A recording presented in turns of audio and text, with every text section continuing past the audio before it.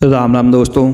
अगर मैं आपसे कहूं कि सही मंत्र, सही समय, सही दिशा, सब कुछ होने के बाद भी आपका जप अधूरा रह सकता है सिर्फ इसलिए क्योंकि आप गलत आसन में बैठे हो, तो आज का वीडियो छोटा नहीं निर्णायक है, क्योंकि यही वो वीडियो है जो मंत्र की शक्ति को धरती तक पहुंचने नहीं देती। सबसे पहले ये समझिए, मंत्र केवल ऊपर नहीं उठता, मंत्र पहले जड़ पकड़ता है। जिस तरह पेड़ जितना ऊपर जाता है उतनी ही गहरी जड़ें धरती में होती हैं, उसी तरह अगर साधक ग्राउंडेड नहीं होता तो मंत्र ऊपर जाकर टिकता नहीं है। इसे ही कहते हैं ग्राउंडिंग।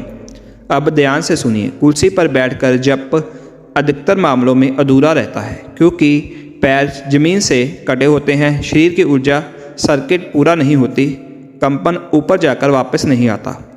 कुर्सी पर जाप ऊर्जा ऊपर गई और वही अटक गई।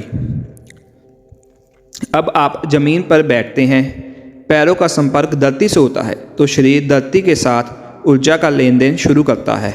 धरती बारी ऊर्जा सोख लेती है और स्थिरता लौटाती है। इसलिए प्राचीन साधना में जमीन, चटाई, आसन सब जरूरी थे। अब सीधे मुद्दे पर आते हैं। बिगिनर्स के लिए सबसे सुरक्षित और स्थिर कंबल आसन सिर्फ उनके लिए जिनका शरीर तैयार है। जबरदस्ती किया तो मंत्र नहीं, शरीर बोलेगा। ध्यान से सुनिए, पीठ टिकाकर बैठना, लेट कर जप करना, एक पैर ऊपर एक नीचे, रीढ़ की हड्डी टेढ़ी रखना, ये सब ऊर्जा का रास्ता तोड़ देती हैं। और जब रास्ता टूटता है तो पूरा चक्कर नहीं बन पाता। अब सबसे जरूरी बात, रीढ़ की हड्डी और मंत्र सीधा। रीढ़ सिर्फ हड्डी नहीं है, ये आपकी एनर्जी हाईवे है।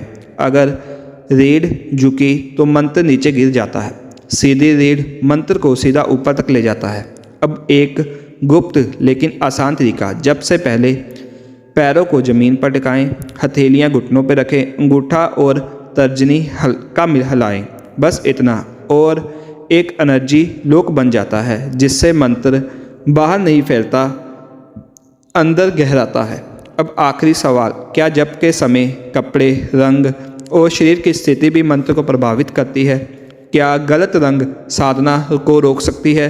यही है इस सीरीज का आखिरी रहस्य, और इसे मैं खोलूँगा अपने अगले पार्ट में।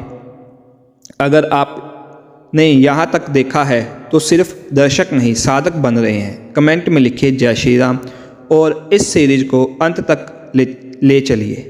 जय श्री राम, जय हनुमान।